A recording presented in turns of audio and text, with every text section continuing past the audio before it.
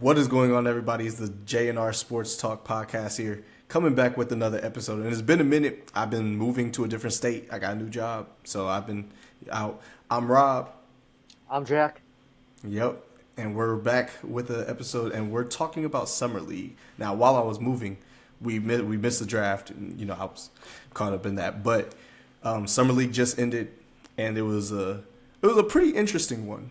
Lots of ups, lots of downs, but it was overall good. What do you think about it, Jack? There's definitely, I know certain teams that did very well for their given circumstance. Others not so much, but yet again, it's Summer League. Yeah, and we just gotta make sure we put that disclaimer that we are not overreacting, because people overreact every year about Summer League, and there is going to be a player that I talk about that might sound like an overreaction, but that's just how I've been feeling like the whole time. But I'm going to get into more detail about that later. But to start, the Miami Heat yet again won the Summer League championship. And go undefeated. Undefeated. That development system is absolutely ridiculous. Yeah. And that was the biggest thing I wanted to touch on with this one was Heat going 6-0. That's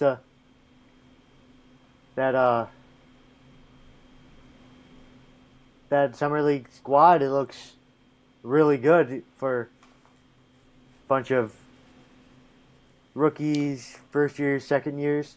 Mm-hmm. Yeah, and the thing about that squad was Miami's always been known as arguably the best development system in the NBA because they're always in the position to be in the playoffs or contending to win a championship.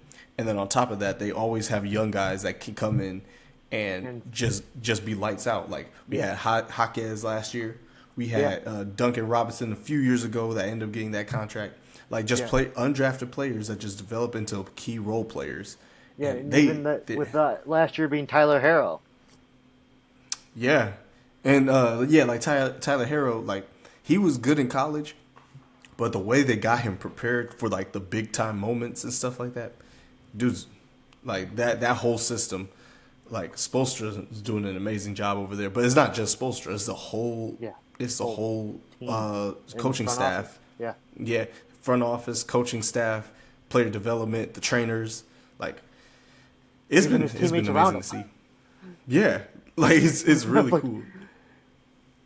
Yeah, and one player on Miami that I did want to shout out real quick. We're going to get into the players for real, but the MVP of that team, Josh Christopher, I wanted him to succeed for so long. I was high on him coming out of college. I didn't want Houston to get him because they got Jalen Green in the same draft, but he ended up during his MVP speech, he was talking about how he had just gotten waived. And that was a pretty sad time for him. Now he's a champion of the Summer League, and people were clowning him because they were he was all hype about it and stuff like that. But I'm his career was almost over. He could have gotten no more chances, and ended up having one of the most craziest heat checks I've ever seen in Summer League against OKC. Because I was watching that game, and dude scored I want to say 21, 22 points in the fourth, and just started talking trash to the entire bench and stuff.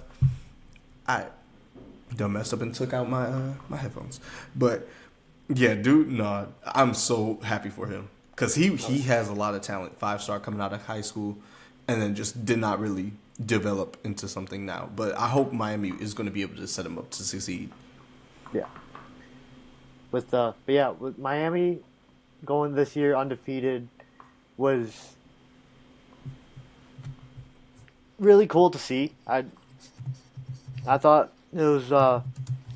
It always seemed like I always saw them in headlines on ESPN throughout the entire summer league. Mm-hmm. Yeah, they were always in the right position to keep going and setting up their players to really show what they have made for themselves. And even almost all of these guys that haven't been in headlines before or names that we've never seen before, they did pretty well, but they'll probably just end up in the G League. And there's nothing wrong with that. Yeah. You can still, make a good living in the G League while also, like you're not having all that pressure, but like you could still have a chance to get called up. So like lots of these guys have that potential. Yeah. And then on the opposite side of the entire league, Milwaukee going 0-5. Yeah, they're pretty much in like contender mode. So like they sold everything to get that Dame and Giannis duo Yeah. coming, but like yeah, they didn't Yeah. like what do you expect? But also I wasn't expecting the um the Pelicans and the Pacers. Oh, and no, and the Thunder too. I was expecting those three to be so low Yeah, in the beyond standings that. when it came to not winning any or like just winning one game. Yeah. Like those, they usually don't struggle that bad in summer league. Yeah. Because I usually OKC is usually towards the top with their draft stock.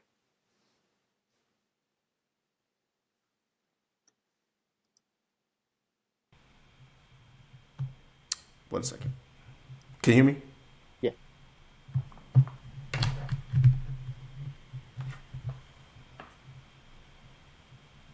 Can you hear me?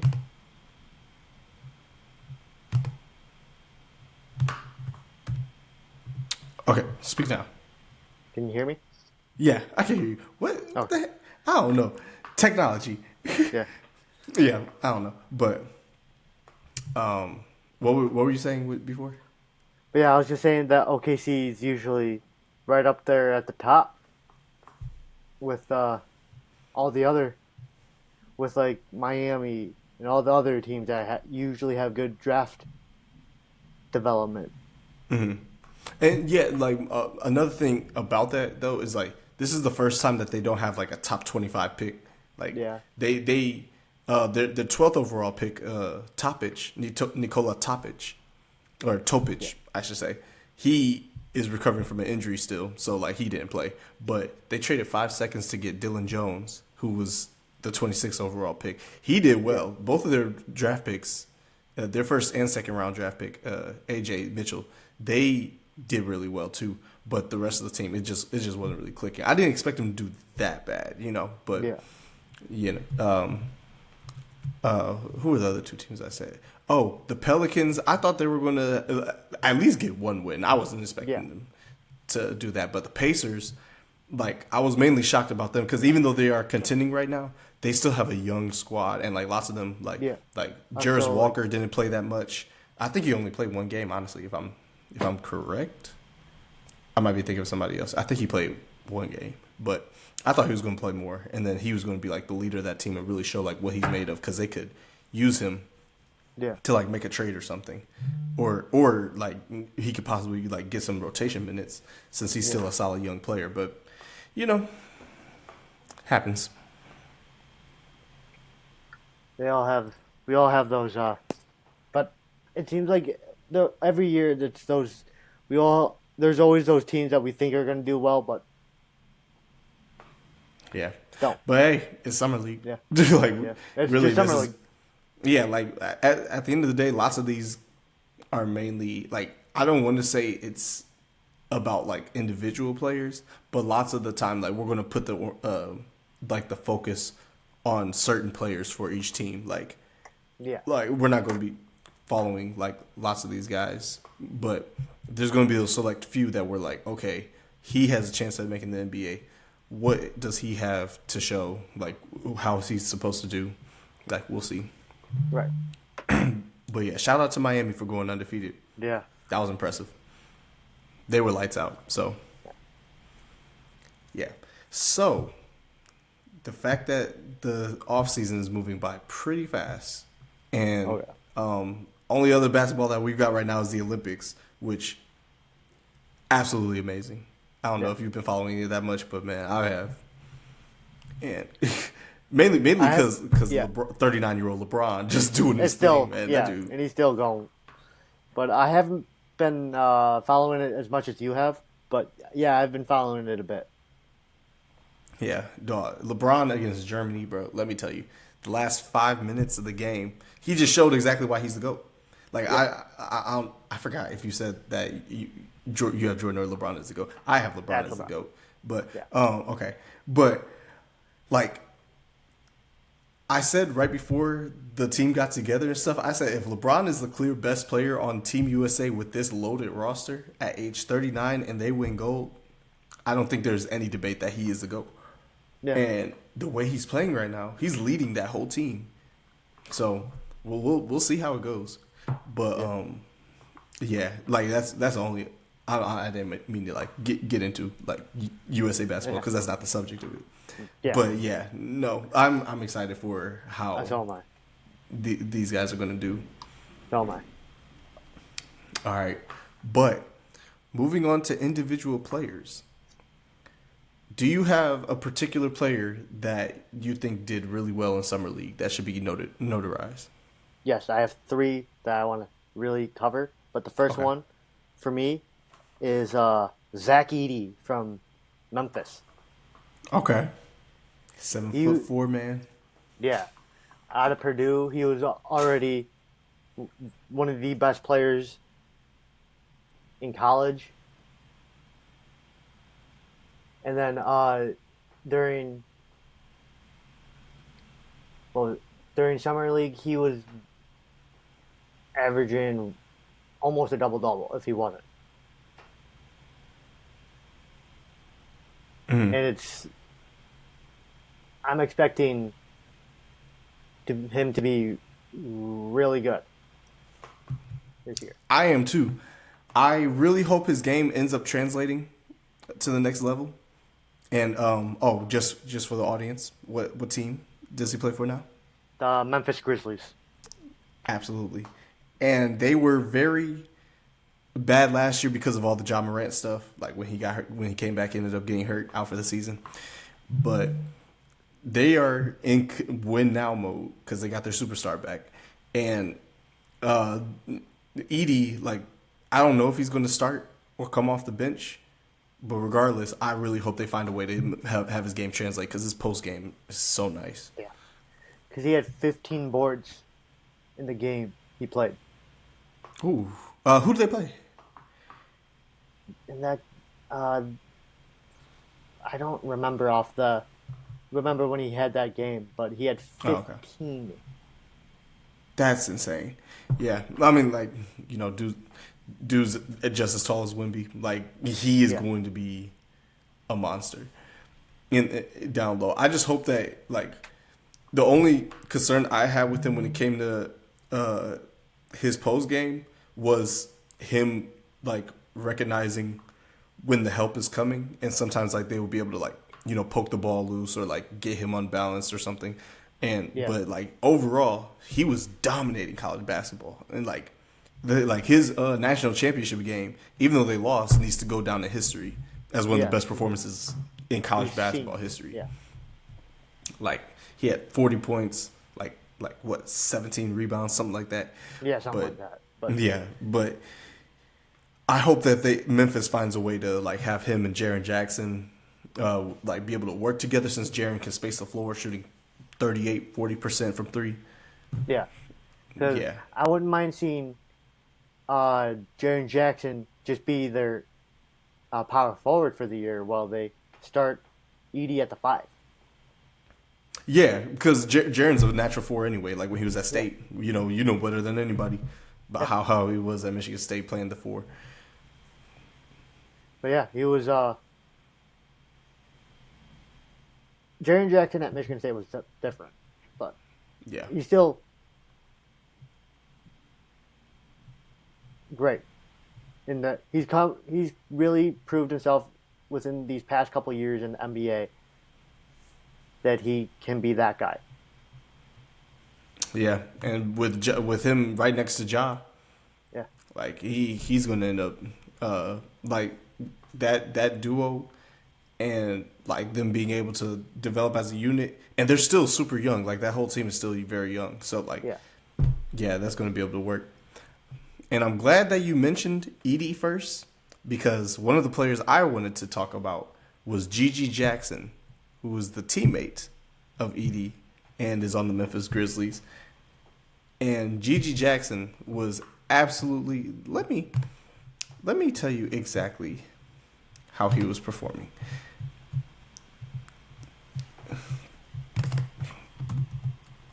Gigi Jackson. Okay.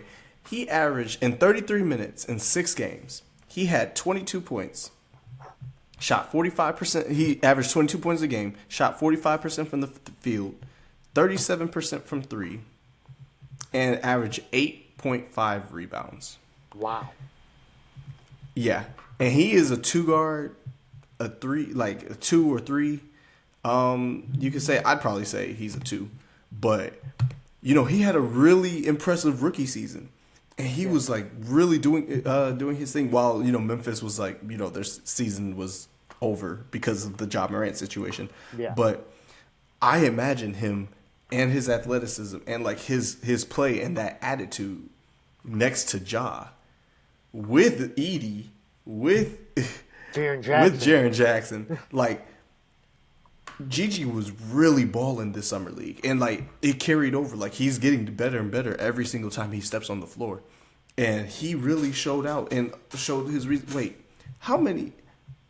Was it him that also averaged a lot of steals? Let me see.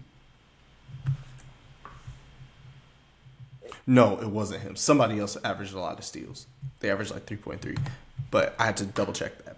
But no, Gigi is a great player. Yeah. And I was like curious to see how he would do at the next level, but he really like shocked everybody. Like, and even Shaq, like one of the TNT games, Shaq shouted him out. He was like, "I wasn't familiar with the game, and I apologize. You are a dog. Keep doing what you're doing."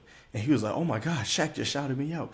But like after a performance like that, you got to give him his credit. But yeah, dude was balling all summer league. Like still scoring while not playing selfish basketball, playing like he's not the tallest guy in the world to be getting 8.8 rebounds a game through 6 games. Yeah, they need that physicality, from their guards. So I really want to shout out that whole Memphis team. They're going to be scary next year, especially if Ja takes another leap. No, it's going to be scary. And. Yeah, I'm kind of glad you stayed on that Memphis Grizzly train, too. I just thought of another one who did really well for them. It was Scottie Pippen Jr. I forgot to mention him. Go ahead and say your thing. But, what was it? And I remember in one of his games that he played, he averaged, a triple-double?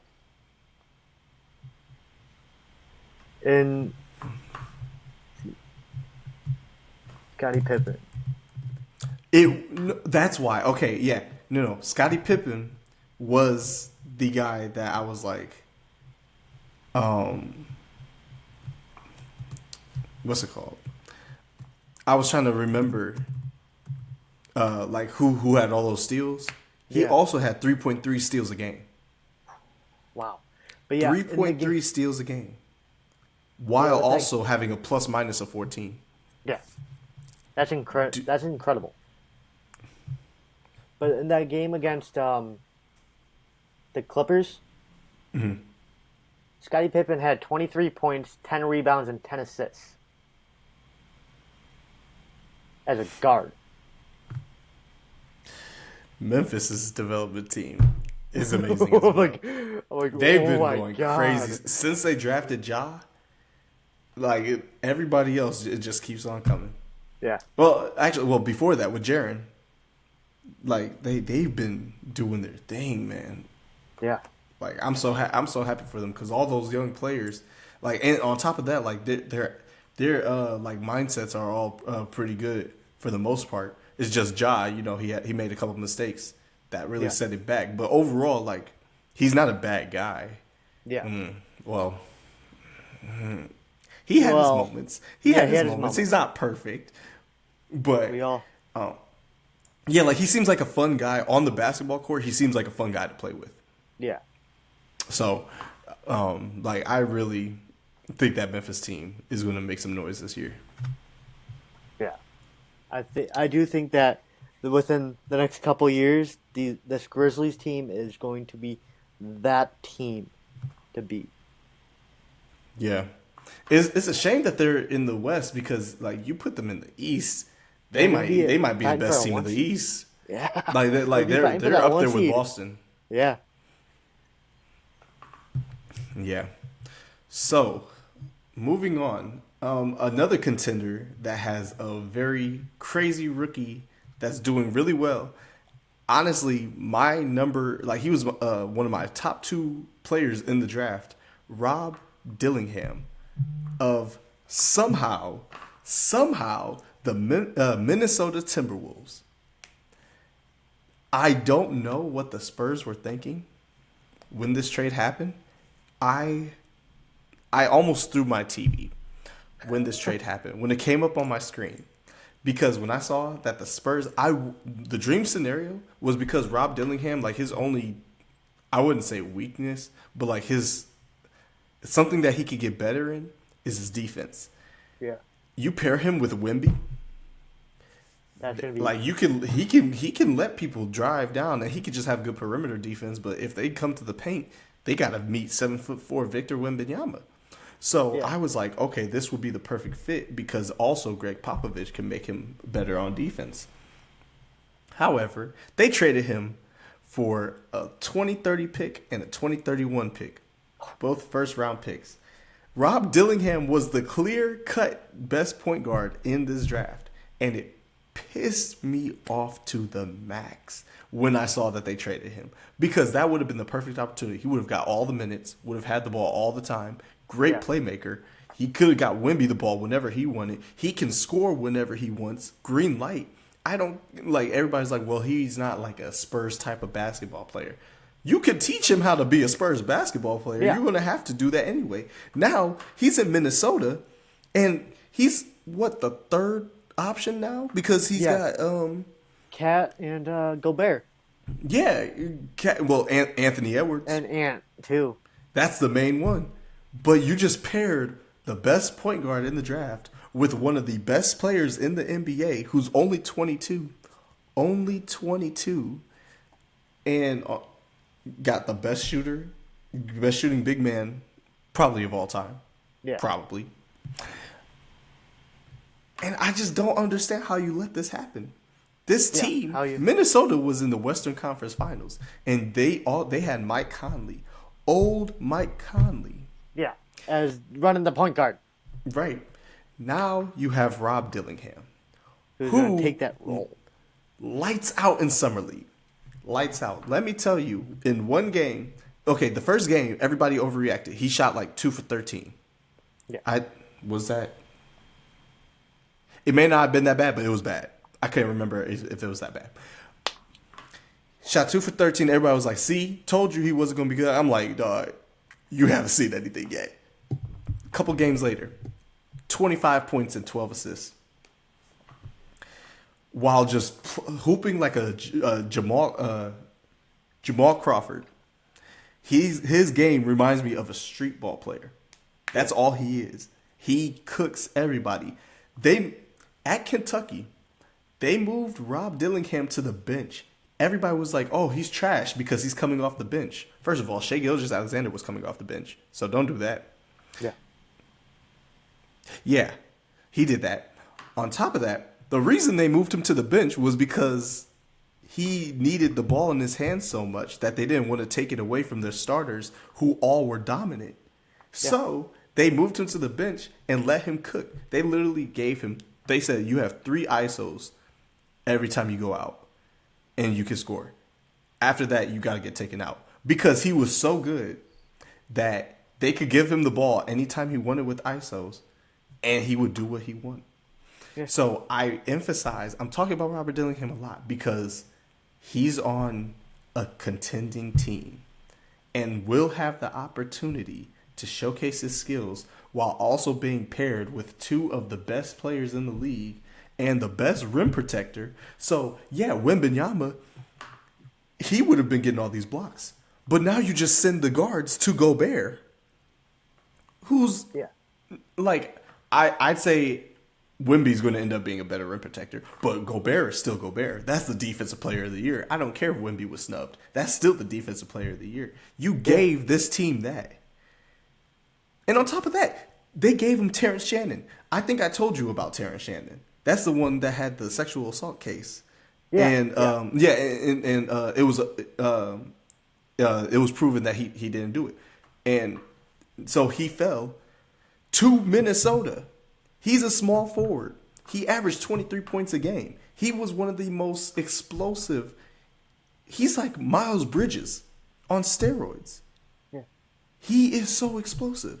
You gave Minnesota Rob Dillingham and Terrence Shannon paired up next to Anthony Edwards, Karl Anthony Towns, and Rudy Gobert. You just made them ridiculous. Yeah. I'm happy for Minnesota though, because they've always been bad. They've always had they've come to the playoffs but haven't really done their thing. So I'm sorry, I'm talking a lot. I need to let you talk, but I'm just letting you know Spurs messed up. They could have did so much. They could have did so much this offseason and gave them the keys. Yeah, with everything you had there with Dillingham. Yeah, from what you're saying, sounds like he's going to be that guy. And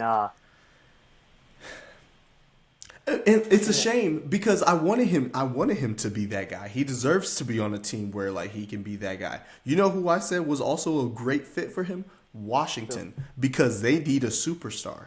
Yeah. And they got, I'll talk about Sar later. Dillingham would have been the guy that you can take the ball out of Jordan Poole's hands as much. But they're also the kind of the same play style, but not really. Dillingham, they play similar. Yeah. But you can make that work between them two, and then he's good. You can make him the face of Washington. Yeah. Now you put him on a contender, and he's going to be the third option. So we'll see how it goes. Yeah, but my next guy. Mm-hmm. It's going to be going over to the hometown Detroit Pistons with Bobby Klintman. Bobby Klintman, that boy was going crazy in summer league. Yeah. And this year he was averaging, in 29 minutes in his 5 games, he was averaging just over 11 points. He averaged 7.2 rebounds and 3.8 assists while averaging a steal a game. And those numbers do not do justice to exactly what he was doing on the court. Yeah. This man, from the highlights I saw of Bobby Klintman, he looks like he belonged in Detroit. He did. And it was very interesting to see because that's our second round pick. He's a rookie. And he was, first of all, the passes he was throwing, lots of them didn't result in assists. He was making some crazy passes for a power forward. Yeah. He was also showing so much effort while also shooting that three, which we need. Mm-hmm. Because it allows the pressure off of Cade at the end of the day. Mm-hmm. If we have another guy who can shoot, because he's averaging about 42% from 3 as a power forward. Yeah, if he's consistent with that, that's going to be scary. He can earn a lot of playing time. And another thing about that too is lots of the bigs for the Pistons have not been able to shoot like that. Yeah, they were very inconsistent. And we had Bogdanovich, and then we had to trade him, of course, to New York. And for trade stock or draft stock. Yeah, and Quentin Grimes, who we traded this offseason. To the Dallas Mavericks. Dallas Mavericks. Yeah, it's going to be. It's interesting, but I love what this new GM has been doing. Yeah, I always forget his name. I'm sorry. I want to remember. I keep looking at lots of things, and like also I don't want to keep getting attached because we keep losing these. Like we haven't. They're always here for a long time. Like Troy Weaver, he was here for 4 years, did terrible that whole time. I was like, you got to show me something first before, you're in that respect.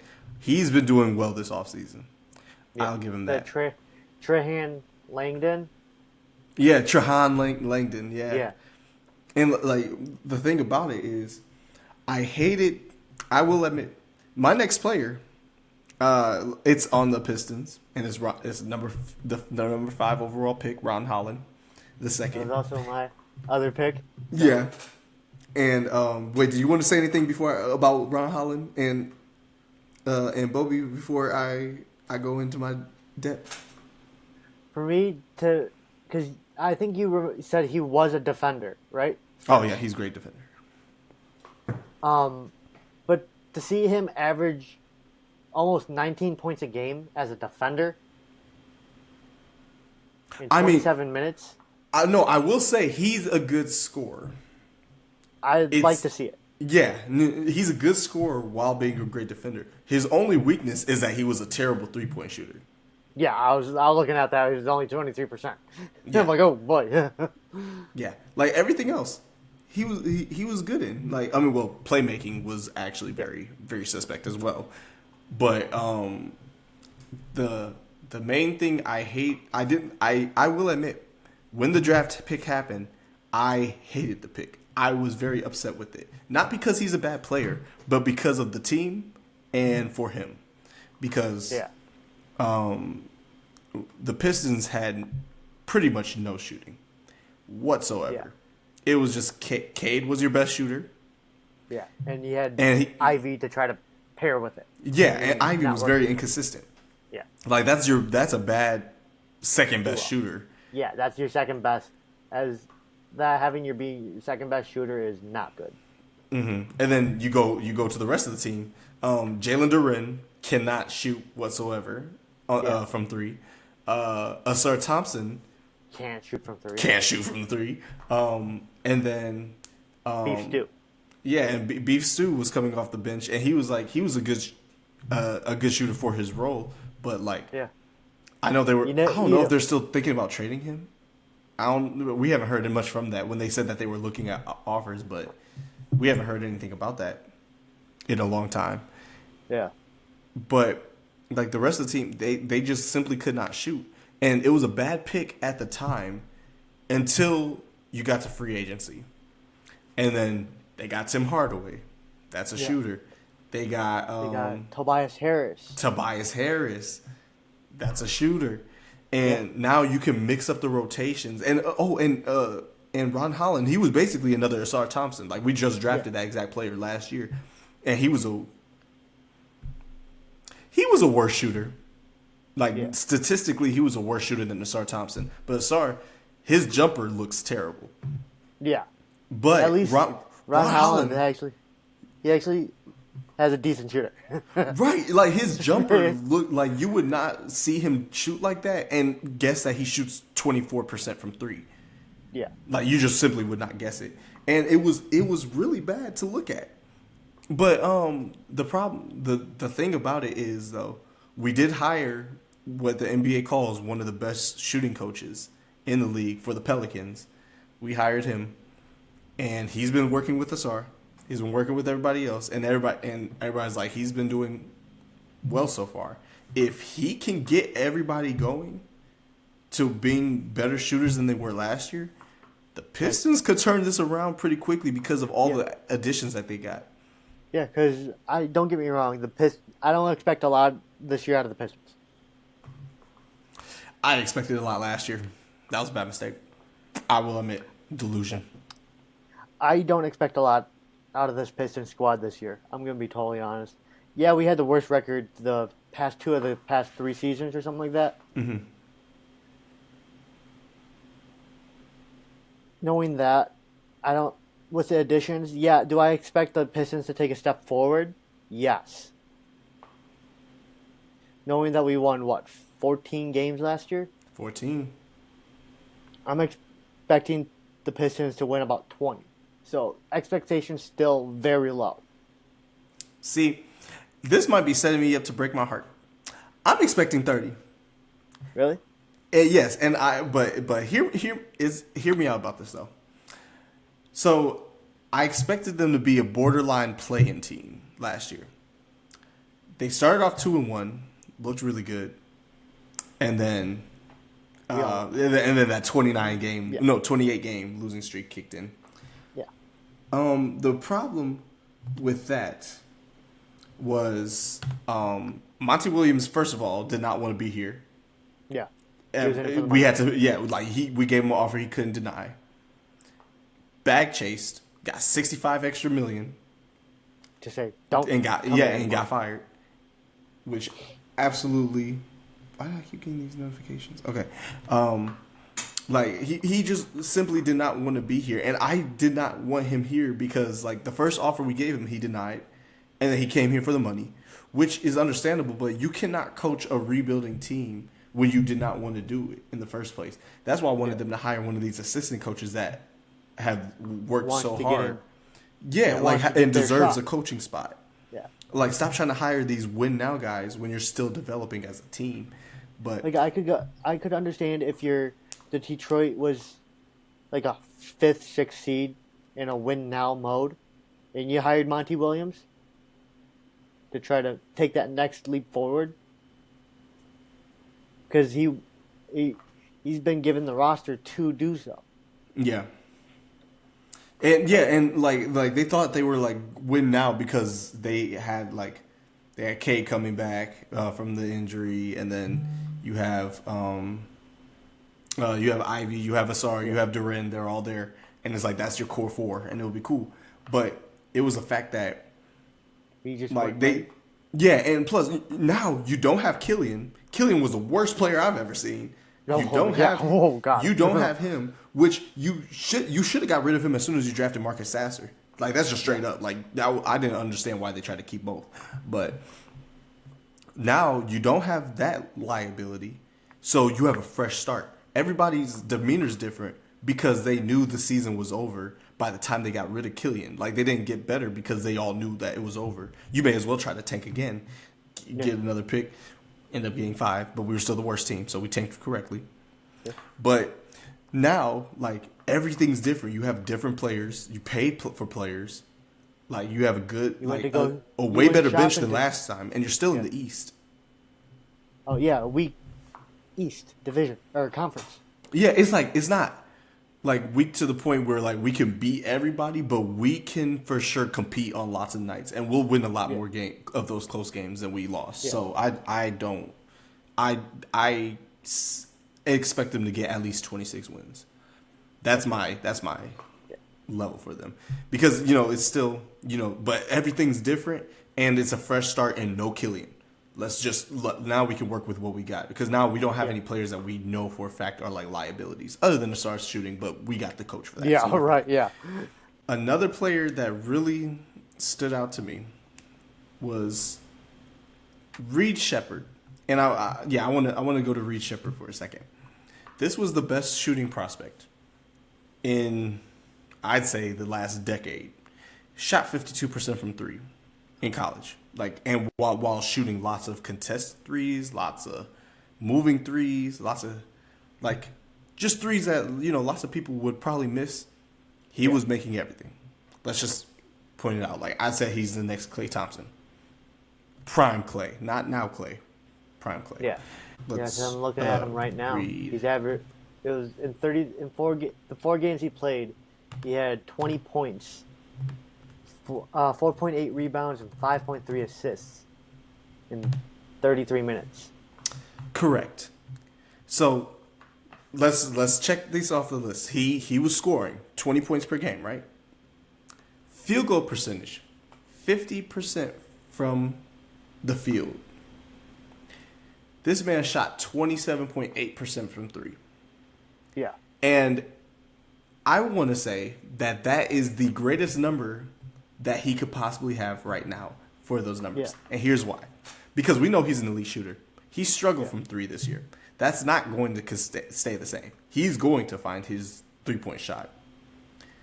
Yeah. But you still score 20 points per game and shoot 50% from the field while also struggling from three. You're known as one of the best three-point shooters in years. So the fact that you can score in multiple ways, yes, while shooting efficiently, and you're still struggling from three, it shows that you're more than just a three-point shooter. It shows that like you can really you can find your way around the floor, and you can get good looks. Shooting 27% from three, you are going to be shooting I'd say for his rookie year, his floor is 37% from three. That's his floor. Yeah. I think he could shoot. The way he was shooting in college, and the shots I've seen him make, he could easily shoot 44% from three plus. Yeah. Also, he's on a contender. So I mean, scratch that. Forget I said that. He's not on a contender. He's on a playoff team, not contender. Let me make that clear. He's on a playoff team that has a lot of good players. You know, Jalen Green. Yeah. They got Amen Thompson now. Jabari Smith. I was about to say Jabari Parker. Sengun. They got a great squad. Yeah. He might be able to come off the bench. Or you could have a small ball. Guy. Yeah, or like a small ball lineup. And he plays defense. Yeah. So, the fact that he was doing that well while shooting bad from three, and we know that that's not how he's going to be the whole time, I think that's something to monitor. And I think it's something that we could say, this guy might actually be very elite. He was my dream pick for the Pistons. Yeah, I remember you were telling me that prior to the draft. Yeah, no, dude's going to be a star. And if he gets the right opportunity, a superstar. You could argue that he could have been the number one pick. You could really make a case for it, because if you, Atlanta got the number one pick, you trade, help me out here, Jack. What's his name? Point guard. DeJounte Murray. DeJounte Murray. I was like, why am I having a brain fart? DeJounte Murray. They traded DeJounte Murray. Now, it's just Trae Young. Trae Young's a great playmaker.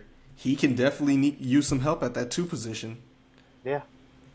It had to take Reed Shepherd. And that's a player that they would have been able to really get involved and have a lot of shots go up, and he can play defense. But that would have been a very small lineup because it's not good enough for taking out DeJounte's defense. And Trae Young is arguably the worst defender in the league. Yeah. So, but that offense would have been so lethal. Yeah. And kind of off topic with the Pistons, I know I get why they're trying to draft a defensive guy first, trying to relive that 03-04 Pistons era. Times have changed. Yeah. It's an offensive first team. Mm-hmm. You got to have an offensive first mindset. But just those four of Ivy, Holland, Asar, and Duren, those are all four very, very, very athletic guys. Yeah. And if three of them can find their jumper and really become good shooters, that Pistons team can really make some noise. So that's why I'm on both sides of the ball. Yeah. On both sides of the ball, because you got those two elite defenders, and then Duren, he struggled from it, but at the same time, he started off good on defense, and then it just got worse and worse as the time went on. But I think he might have been hurt. Yeah. I could be wrong, but it kind of looked like something was not the same with him.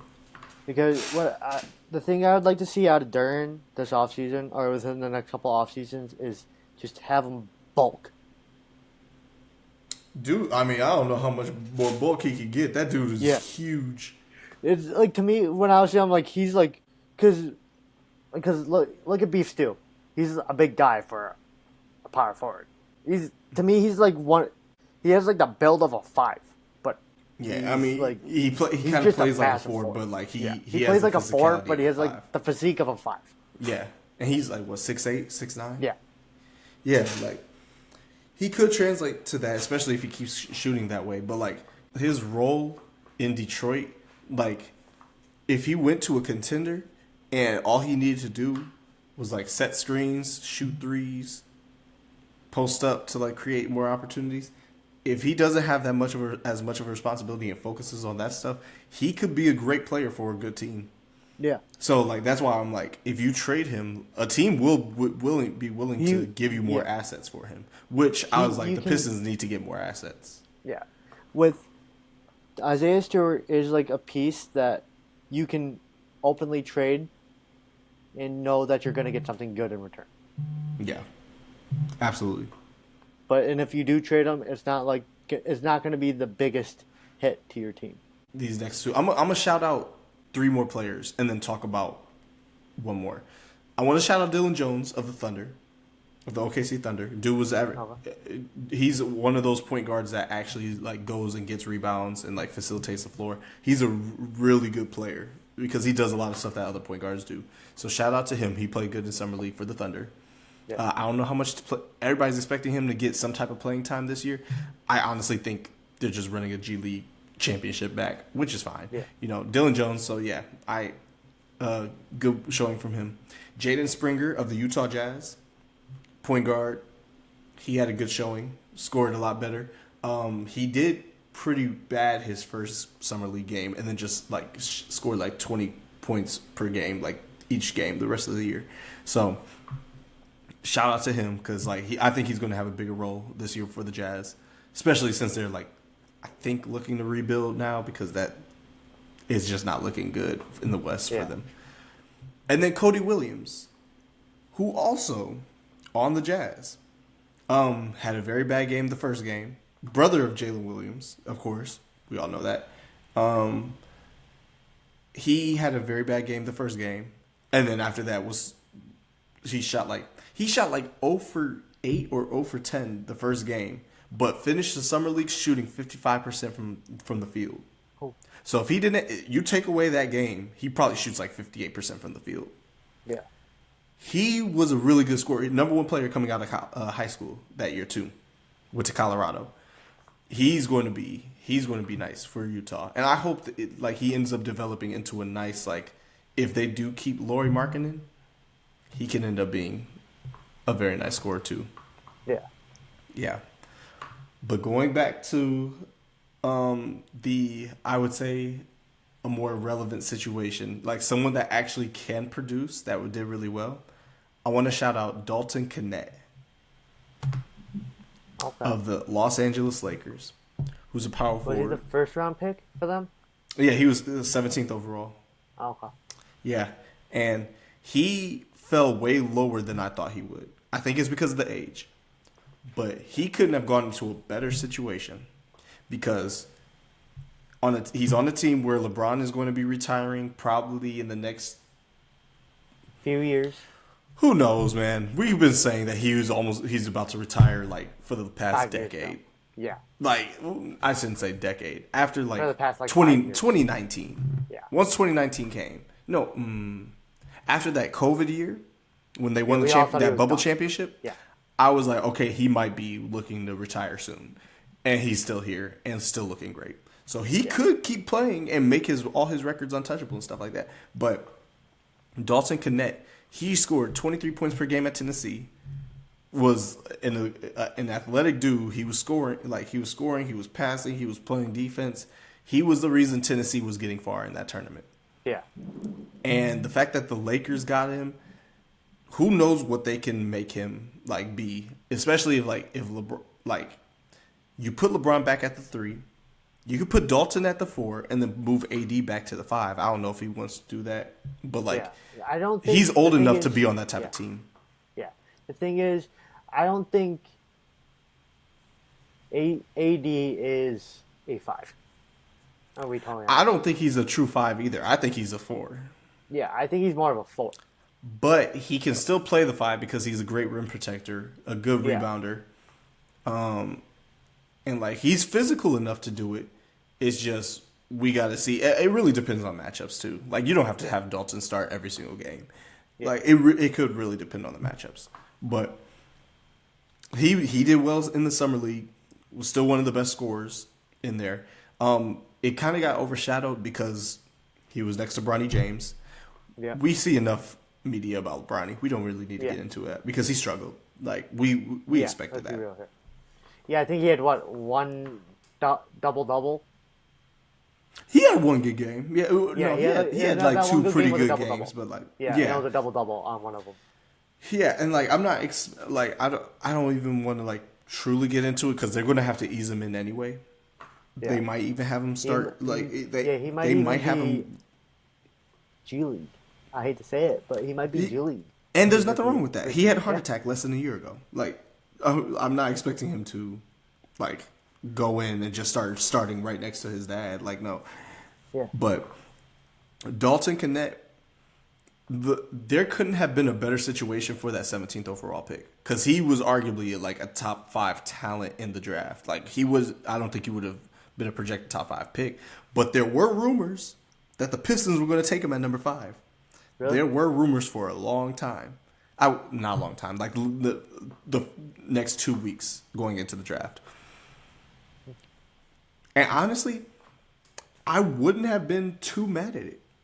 Because I wasn't expecting him to fall that far. But, like, of course, in hindsight, you would have been like, oh, well, we could have traded back and got him too.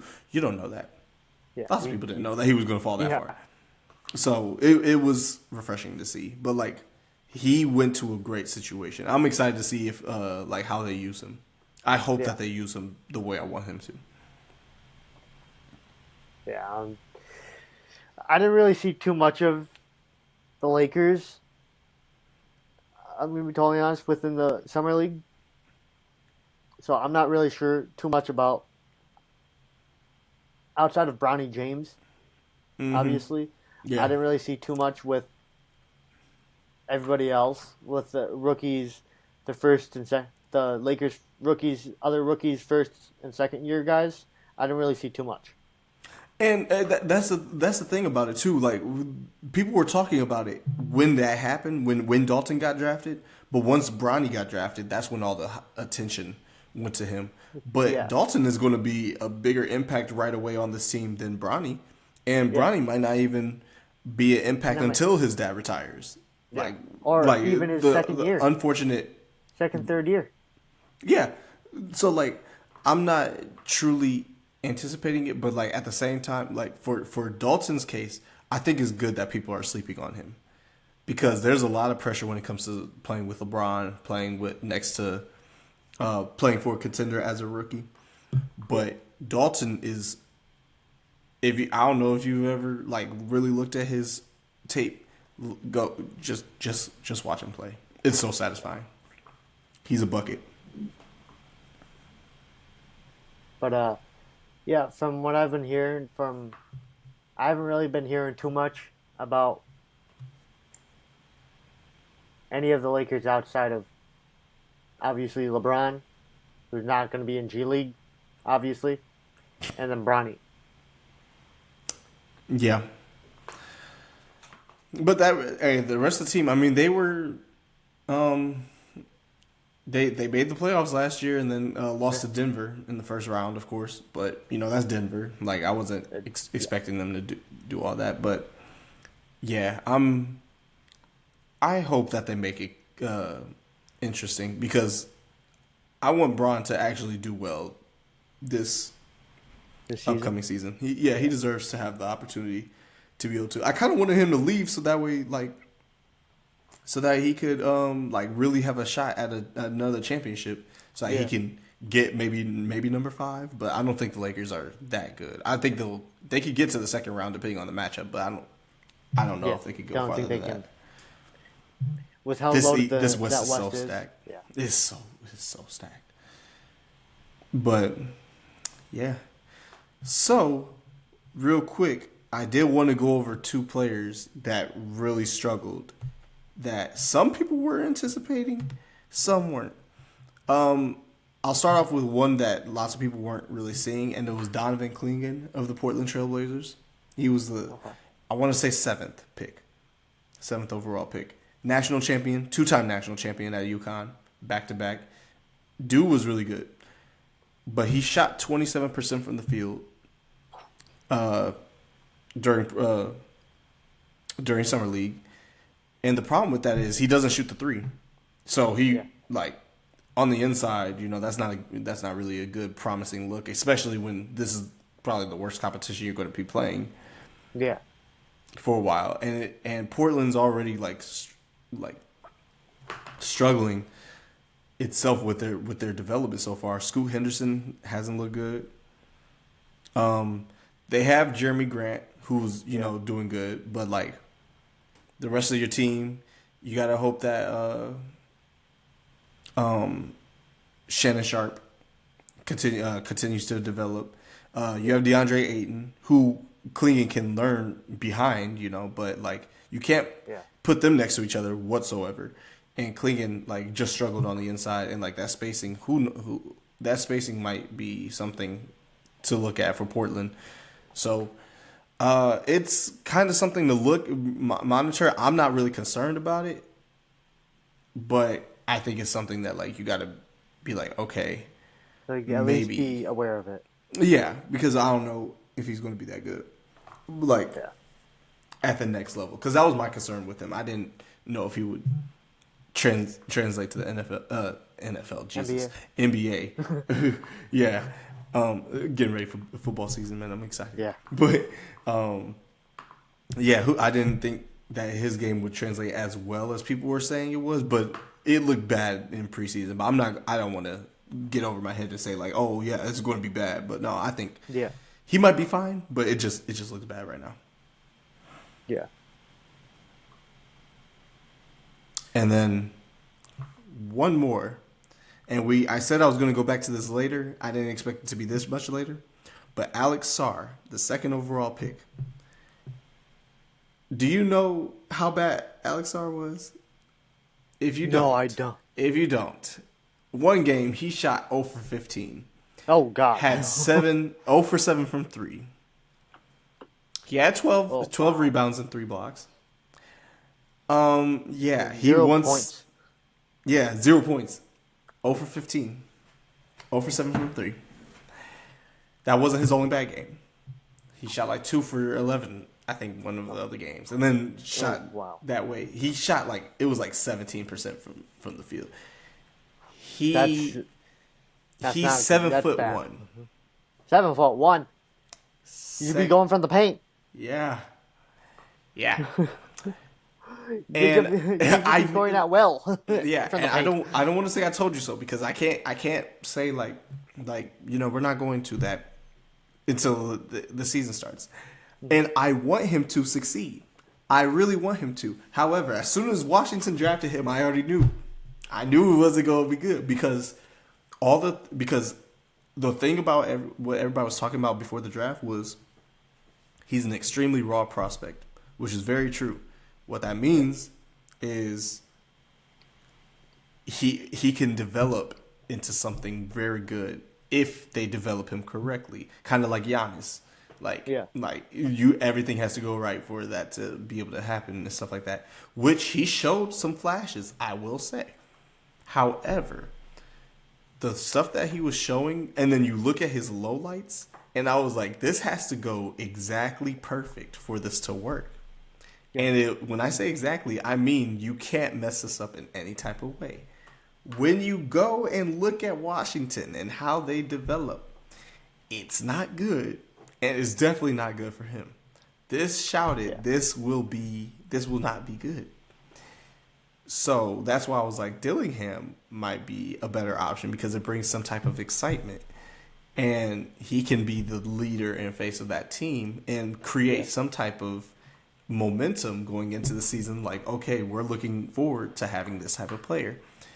Sarr is not that player. He's not going to be. And then you just pair him next to Kuzma and Jordan Poole, and it's not it.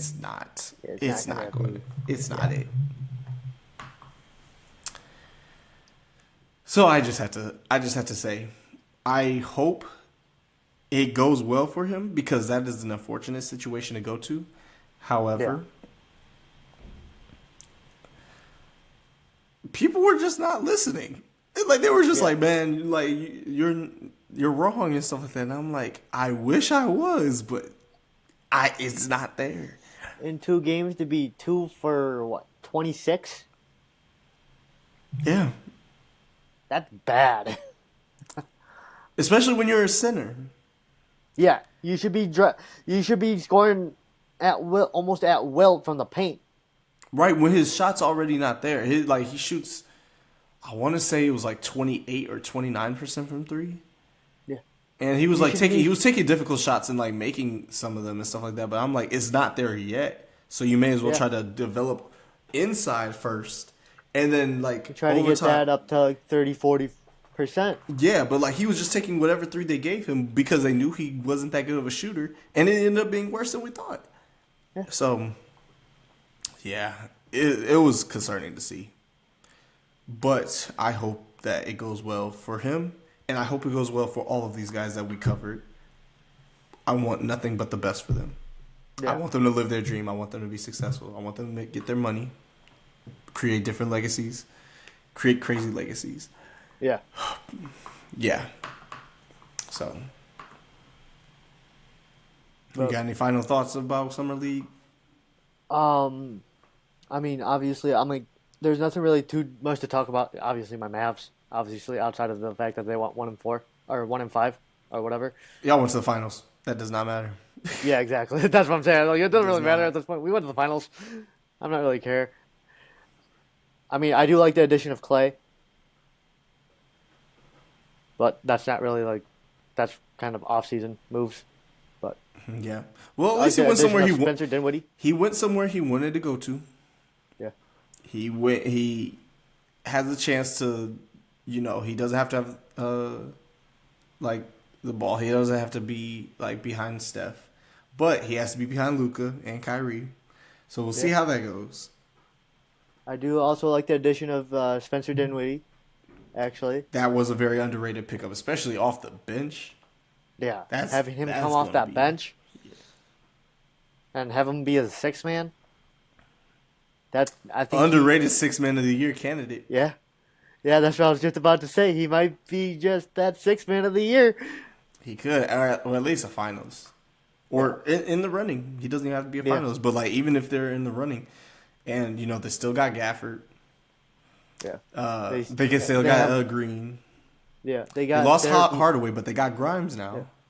Yeah, they made some good. And they have Derek Lively, who's on rookie contract. Derek Lively. Yeah, I just need to see them go after a big. You want another big? Thing. Yeah. Yeah. Like a legit defending big. I mean, Gafford did well in his role, though. Yeah. Yeah, but I see what you're saying. But,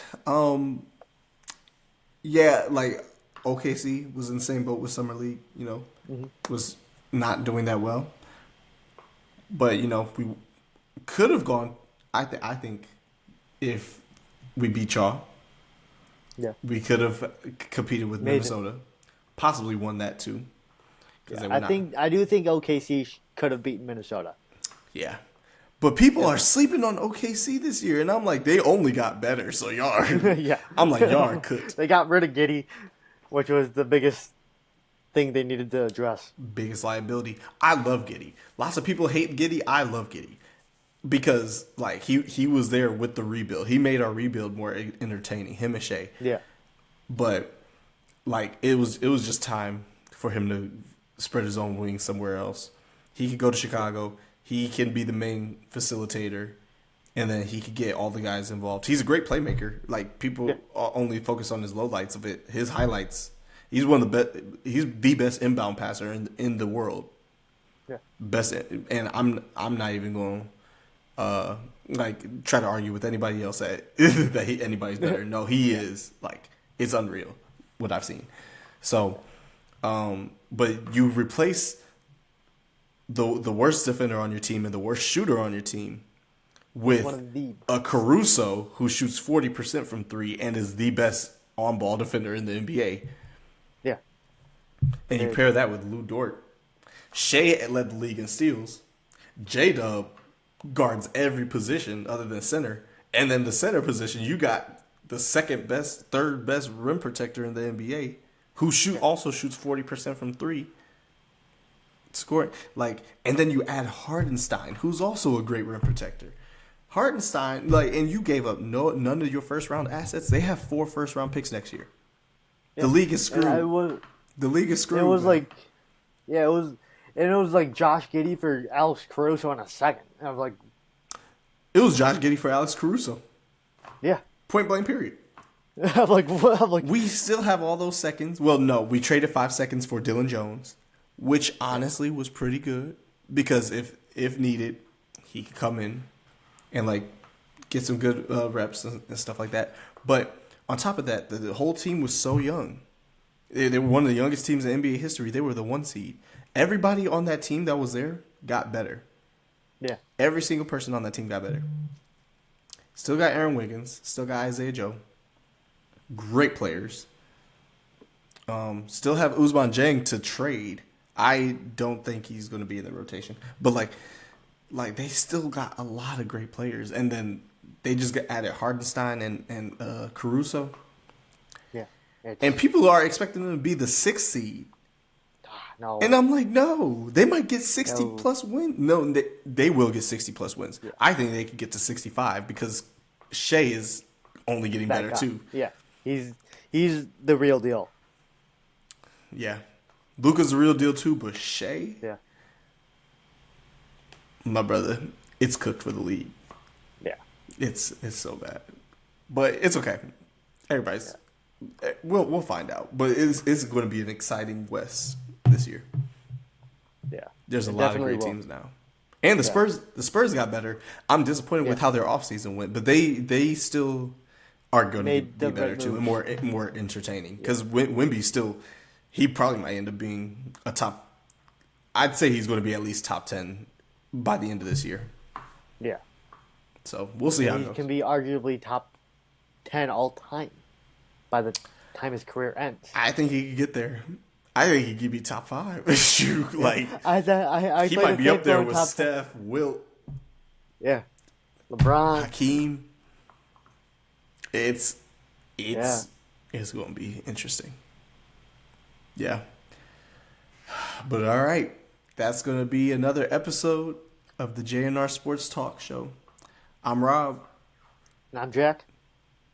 Well, actually, I messed that up because you're first. So, well, I'm Jack. I'm Rob. And we'll talk to y'all later. Peace. Peace.